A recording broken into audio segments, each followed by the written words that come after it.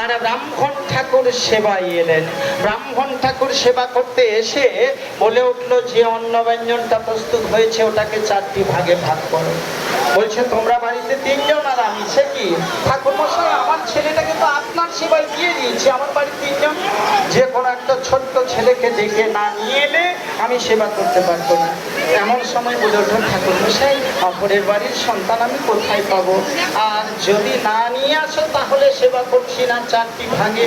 আর চলে গেল কর্ণ অন্য ছেলেকে ডাকতে।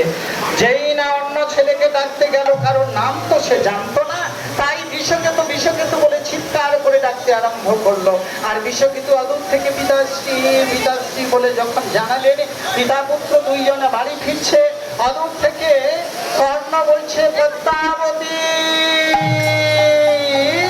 লোহার দরজাটা বন্ধ করে দাও, আমাদের বিষকেতু মারা যায়নি, আমার সন্ধ্যা পড়ে, ও যে ব্রাহ্মণ নয় ভগবান, দরজাটা তুই বন্ধ করো।